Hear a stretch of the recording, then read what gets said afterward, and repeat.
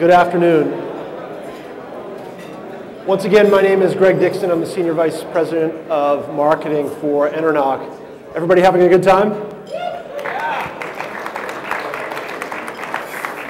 I have one housekeeping item before I introduce our keynote speaker for lunch.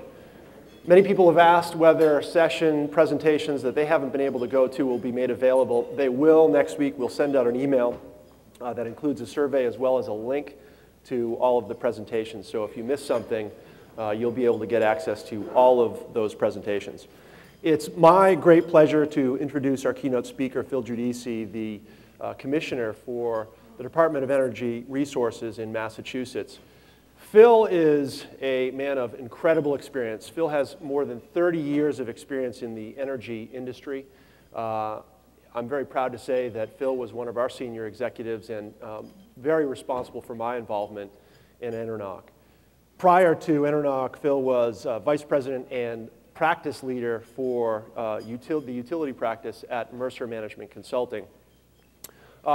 Phil chairs many very influential energy committees. He is he's the chair of the National Association of State Energy Officers. He serves on the board of RGGI, the Regional Greenhouse Gas Initiative, and many other organizations where he has the unique ability to influence policy internationally, nationally, and on a state level. Phil is also a man of great conviction. He serves on the board of many socially influential organizations. He was the founding chair of Boston Cares. He serves on the board of City Year. He serves locally as well on the board of his church. And most importantly to me, Phil is a good guy. He is a close personal friend. He has been a professional mentor of mine for many years. And some of you may actually recognize him. When he was born, he delivered himself. Phil purposefully strands himself in the desert so that he can remain thirsty. He doesn't always drink beer, but when he does, he prefers Dos Equis. Please join me in welcoming to the stage the world's most interesting man.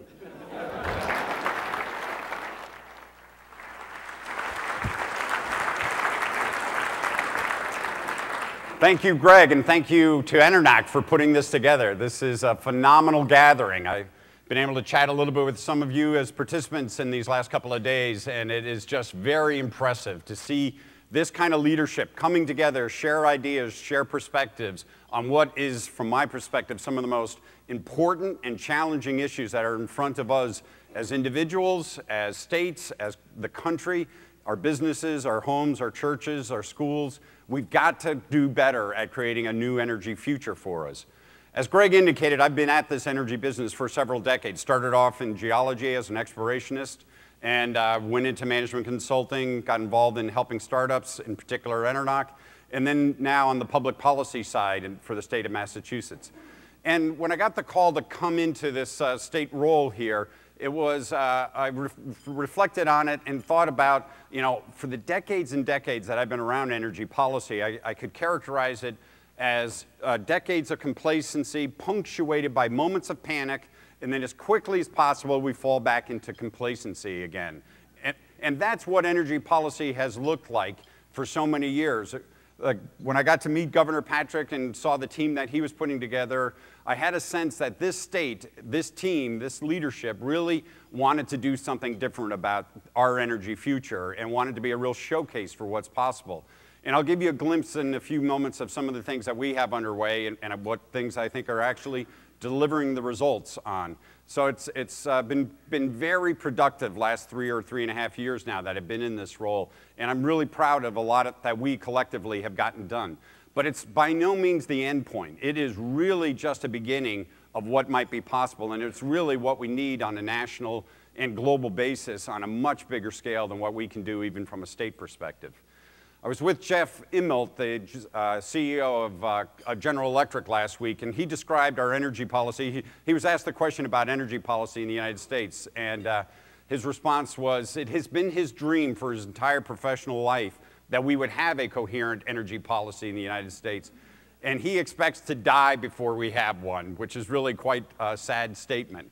And he went on to say that energy policy, as you would describe it from the country standpoint, is defined entirely by today's oil price, which is just nuts when you think about the energy issues that we're facing, climate issues, economic issues, jobs issues, security issues. So consequently, it's really great to be in a state that doesn't accept that as the status quo and is really taking actions accordingly to make a difference on it. Some of the themes we're going to touch on today is really that the future is fundamentally unknown, and just get used to that. There's a lot of times, a lot of our businesses, our operations, we would love to have more certainty, but fundamentally, it's not going to happen. And we have to sort of make business choices, make operational choices, knowing that the fundamentals, specifics are very much unknown. That there is lots of change that is possible, especially if you get grounded in the facts, really understand what your options are. You got clear guiding principles and policies and plans to take advantage of those facts, and then you really have a motivated, from my perspective, private sector that goes out and delivers on the promise and what's possible. And then lastly, some of the challenges and opportunities that we're going to be touching on. A slide I put up a lot to get people comfortable with how unknowable the future is this slide, which shows the forecast for natural gas prices from the Energy Information Administration dating back to 1985. And those curves that are going up, colored curves that are going up, is the forecast each of those years, and similarly the ones that go down or stay flat. And then plotted on top of that is the actual natural gas price in each of those years. And you see there that from the early 80s through about mid-90s, the EIA was consistently forecasting that the gas prices were going to go up, and people made plans on very much more expensive gas, but the reality was it stayed very flat. And then over the last bunch of years, it's the exact opposite problem, where they had been forecasting continued flat gas prices, and in fact, it's gone up. So it's not because some look at this and say, well, the EIA is kind of politically motivated, they aren't able to do the best science behind forecasting. And I really would discount that gigantically. What I've seen in everybody's forecasts is patterns that look very much like this. So you can't plan on a point estimate of the future. You have to plan a kind of a scenarios and uncertainties and flexibility to make sure that your business decisions make sense no matter what the future comes out. But the overlying or underlying theme there is gas prices have gone up gigantically, and now we're looking at relatively flat gas prices. I just wouldn't bet all my future on that continuing to be the case.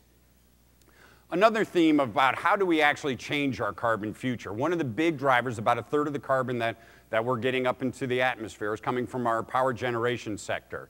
And you look on this chart, and this goes back to 1635, US generating sector. How quickly has it been able to change due to economics, due to other circumstances? And the velocity of change in the generation sector has been relatively slow.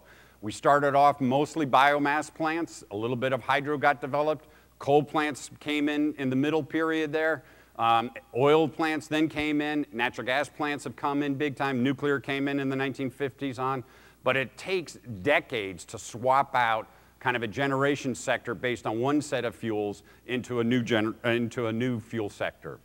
And if you look in the perspective of the United States just over the last 20 years, 1990 to today, again, you see very flat sort of change amongst the choices there. So that's part of the realities that you have to deal with. New England and Massachusetts in particular looked at this choice and really moved to a very different model for our generation sector. And there's been a lot of talk about what's challenging about our new model versus what other parts of the country, about half the country, stayed vertically integrated. New England and other parts of the country moved to an independent power model, fundamentally competition for the wholesale power. And you see really motivated change. And now 94% of the generation in Massachusetts is all owned and operated by competitive independent power companies.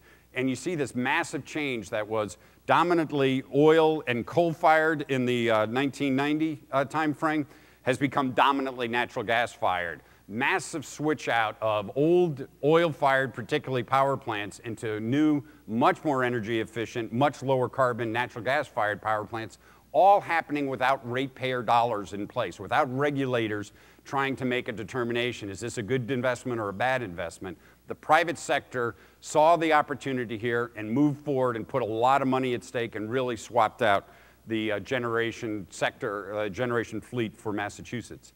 And interestingly, it has had very significant improvement in our carbon balance from a state perspective. While we've been able to grow our GDP, our gross domestic product of our state, substantially over these 20 years, we've been able to do it at a less and less carbon basis from the generating sector. So we were somewhat better than the US average in 1990. We were about $2.50 of GSP for carbon emitted, and the US was around $2.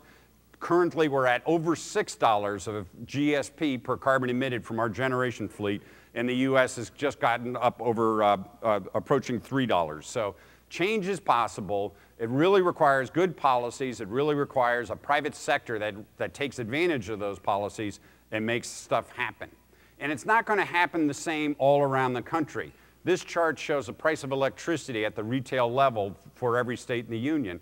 Massachusetts, not surprising to anybody probably in this room, has some of the most expensive electricity of any state in the country.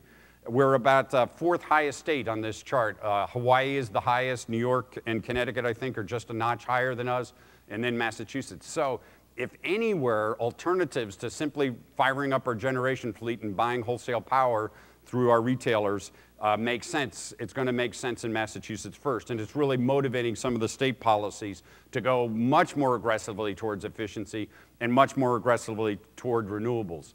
This chart also shows the data from gross domestic product versus energy consumed on a total basis, and Massachusetts is a fairly frugal state. We get about $200 of gross domestic product from our million BTUs of energy consumed.